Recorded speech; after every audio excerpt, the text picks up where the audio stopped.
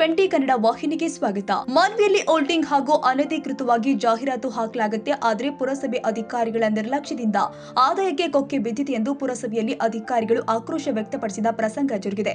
ಮಾನ್ವಿಯಲ್ಲಿ ಹೇಳೋರು ಕೇಳೋರು ಯಾರು ಇಲ್ಲವಾಗಿದ್ದರಿಂದ ಅನಧಿಕೃತವಾಗಿ ಫ್ಲೆಕ್ಸ್ ಬ್ಯಾನರ್ ಹಾಕಲಾಗಿದೆ. ಪುರಸಭೆಯಿಂದ ಪರವಾನಗಿ ಇಲ್ಲದೆ ಕಾರಣ ಕಂಡವರು ಜಾಹೀರಾತು ಹಾಕ್ತಾ ಇದ್ರೆಂದು ಕಿಡಿಕಾಯಿದ್ರು. ಪುರಸಭೆ ಮುಖ್ಯಾಧಿಕಾರಿ ಪರಶುರಾಮ್ ದೇವರಮನಿ ಪ್ರತಿಕ್ರಿಯಿಸಿ, ಹೋಲ್ಡಿಂಗ್ ಹಾಗೂ ಜಾಹೀರಾತು ಹಾಕುವುದರ ಸಂಬಂಧ ಕೂಡಲೇ ಟೆಂಡರ್ ಕರೆಯಲಾಗುತ್ತೆ ಅಂತ ಸಭೆಗೆ ತಿಳಿಸಿದ್ರು. ಜನರಿಗೆ ಮನೋರಂಜನೆ ಆಗ್ತಿದೆ.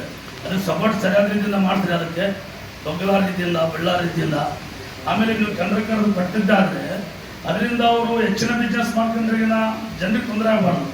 ಈಗ ಶಾಲೆಯವರು ಆಗ್ತಿರ್ಬೋದು, ಯಾವುದೇ ಒಂದು ಧರ್ಮದ ಬಗ್ಗೆ ಪ್ರಚಾರ ಮಾಡೋರು ಆಗ್ತಿರ್ಬೋದು, ಆಗಲಿ ಒಳ್ಳೆಯದು. ನಮ್ಮ ಮುನ್ಸಿಪಾಲಿಟಿ ಆದಾಯ ಆಗಬೇಕಿಲ್ಲ. ನೀವು ಟೆಂಡರ್ ಮಾಡೋಕ್ಕೆ ಮುಂಚೆ ಕೆಲವೊಂದು ಕಂಡೀಷನ್ಸ್ ಮಾಡ್ಬೇಕು. ಅವರಿಗೆ ಇಷ್ಟೇ ಪರ್ಸೆಂಟ್ ಹೆಚ್ಚಿಗೆ ನೀವು ಅಂತೇಳಿ ನಮ್ಮ ಮುನ್ಸಿಪಾಲಿಟಿಗೆ ಏನು ಹೇಳ್ತೀರಿ, ಅದಕ್ಕೆ ಇಷ್ಟೇ ಪರ್ಸೆಂಟ್ ಹೆಚ್ಚಿಗೆ ಅಂತೇಳಿ ಆ ಥರ ಮಾಡಿದ್ರೆ ಚೆನ್ನಾಗಿರ್ತದೆ. ಯಾಕಂದರೆ ಸುಮ್ಮನೆ ಏನೋ ನೀವು ಟೆಂಡರ್ ತೊಗೊಂಡು ಅಂತೇಳಿ ಒಂದು ಹೆಚ್ಚು ಬಂದಾಗ ಒಂದು ರೇಟ್ ಮಾಡ್ತಂದರೆ ಅಲ್ಲಿ ಬ್ಯಾನರ್ ಆಗೋರಿಗೆ ಭಾಳ ತೊಂದರೆ ಆಗ್ತದೆ. ಆಸ್ಪತ್ರೆಯವ್ರು ಆಗ್ತಾರ, ಶಾಲೆಯವ್ರು ಆಗ್ತಾರ, ಭಾಳಷ್ಟು ಸಮಸ್ಯೆಗಳಾಗ್ತವೆ. ಈ ಆಗಲಾದ ರೀತಿಯಲ್ಲಿ ನೀವು ಅದು ಕರೆಕ್ಟಾಗಿ ಮಾಡಿ ಎಲ್ಲೆಲ್ಲಿ ತೊಂದರೆಗಳ ಅದ್ರ ಬಗ್ಗೆ ಗಮನ ಕೊಡೋದು. ನೀವು ಮುನ್ಸಿಪಾಲಿಟಿ ಗಮನಕ್ಕಾದಾಗ ಯಾರ್ಯಾರಿಗೋ ಟೆಂಡರ್ ಕೊಟ್ಟು ನೀವು ಎಲ್ಲೆಲ್ಲ ಎಲ್ಲ ಹಾಕ್ಸಿದ್ರೆ ಅದು ಬೆಳೆದ್ರೆ ಅದು ಚೆನ್ನಾಗಿರಲ್ಲ. ಯಾವ ರೀತಿಯಾಗಿ ಯಾರದನ್ನ ಏಜೆನ್ಸಿ ತಗೊಂಡಿದೆ ಆ ಏಜೆನ್ಸಿ ಕೊಡಬೇಕಂತೇಳಿ ಯಾವ ಸಾಮಾನ್ಯ ಸಭೆಯಲ್ಲಿ ನಿರ್ಣಯ ಆಯ್ತು ನೋಡಿ. ಹಾಗಲ್ಲ, ಆ ಹೋರ್ಡಿಂಗ್ಸ್ ಎಲ್ಲ ಹಾಕಿದ್ರಲ್ಲ, ಸಾರ್ವಜನಿಕರು ಬಂಬು ಬಗ್ಸಿ ಮೂಲಕ ಹಾಕ್ತಿದ್ರು ಮೊದಲು. ಈಗ ಈ ರೀತಿಯಾಗಿ ಹಾಕೊಂಡಿದ್ರೆ ಯಾವ ಸಭೆಯಲ್ಲಿ ನಿರ್ಣಯ ಆಗಿತ್ತು? ಯಾವ ಸದಸ್ಯರಿಗೆ ನೀವು ಅನುಮೋದನೆ ಪಡ್ಕೊಂಡಿದ್ದೀರಿ? ಇನ್ನೂರು ನೋಡ್ತಾ ಇದ್ರೆ ನಾವು ನೋಡ್ತಾ ಇದೀವಿ, ಬಹಳಷ್ಟು ಹೋರ್ಡಿಂಗ್ ಯಾವುದೋ ಒಂದು ಸರ್ಕಲ್ ಅಲ್ಲಿ ಇರ್ಬೋದು ಅಥವಾ ಎಲ್ಲಿ ಆಗಿರ್ಬೋದು, ಅದು ಯಾವುದೇ ಅನುಮೋದನೆ ನಾವಂತೂ ಕೊಟ್ಟಿಲ್ಲ, ನಮ್ಗೆ ಮಾಹಿತಿ ಇಲ್ಲ. ಈಗ ನಾವೇ ಅದನ್ನು ಒಂದು ಪೋಸ್ಟರ್ ಹಾಕ್ಬೇಕಾದ್ರೆ ಅದು 106 ಲೆಕ್ಕಕ್ಕೆ ಅಲ್ಲಿ ಕೊಡ್ಬೇಕಾಗ್ತದೆ. ಕೇಳಿದ್ರೆ ಕೆಲವೊಬ್ಬರು ಒಂದೊಂದು ವರ್ಷಕ್ಕೆ ರಿಜಿಸ್ಟ್ರೇಷನ್ ಮಾಡ್ಕೊಂಡಿದ್ದಾರೆ ಅಲ್ಲಿ.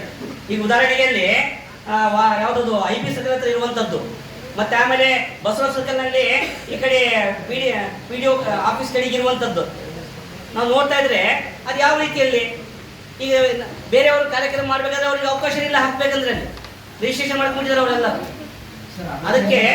ಅದಕ್ಕೆ ಅಂಥವನ್ನೆಲ್ಲ ತಡೆಗ ಏನಾದ್ರು ವ್ಯವಸ್ಥೆ ಮಾಡಬೇಕು. ಮತ್ತೆ ಆಮೇಲೆ ಈ ಬಂದೀಸ್ಗಳು ಬಂಬುಗಳಿಂದ ಹಾಕಲಿಕ್ಕೆ ಎಷ್ಟು ನಿಮ್ಮ ಹತ್ರ ಜಮಾ ಆಗಿದೆ ಇನ್ನುವರೆಗೆ?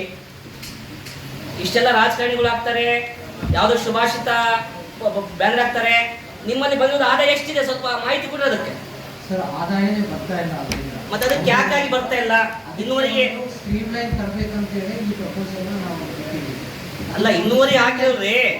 ಇನ್ನುವರೆಗೆ ಇದಕ್ಕಿಂತ ಮುಂಚೆ ಸಾಮಾನ್ಯ ಸಭೆಯಲ್ಲಿ ಅದ್ರ ನಿರ್ಣಯ ಆಗಿತ್ತಲ್ಲ ಇಷ್ಟಂತೇಳಿ, ಅದ್ರ ಪ್ರಕಾರ ಎಷ್ಟಾಗಿತ್ತು ಹೇಳ್ರಿ, ಅದ್ರ ಪ್ರಕಾರ ಈಗ ಚರ್ಚೆ ಮಾಡ್ರಿ ನೀವು. ಸರ್, ಅದನ್ನ ಕನ್ನಡಿಗರ ಮೆಚ್ಚಿನ ನಿಮ್ಮ ಟಿವಿ20 ಕನ್ನಡ ವಾಹಿನಿ ಇದೀಗ ಟಿವಿಯಲ್ಲಿ ಲಭ್ಯ.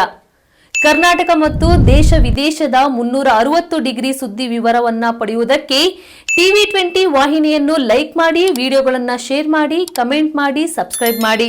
HCN ಕೇಬಲ್ 842 ನಂಬರ್ನಲ್ಲಿ ಹುಕ್ಕೇರಿ ತಾಲೂಕು ಹಾಗೂ ಸಂಕೇಶ್ವರದ ಸುತ್ತಮುತ್ತಲಿನ ಹಳ್ಳಿಗಳಲ್ಲಿ ಲಭ್ಯ. PCN ಕೇಬಲ್ 129 ನಂಬರ್ನಲ್ಲಿ ಹಾರುಗೆರೆ ಸುತ್ತಮುತ್ತಲಿನ ಹಳ್ಳಿಗಳಲ್ಲಿ ಲಭ್ಯ. ರಾಯಬಾಗ್ ಡಿಜಿಟಲ್ ಚಾನೆಲ್ ಕೇಬಲ್ 80ನೇ ನಂಬರ್ನಲ್ಲಿ ರಾಯಬಾಗ ತಾಲೂಕಿನ ಸುತ್ತಮುತ್ತಲಿನ ಹಳ್ಳಿಗಳಲ್ಲಿ ಲಭ್ಯ.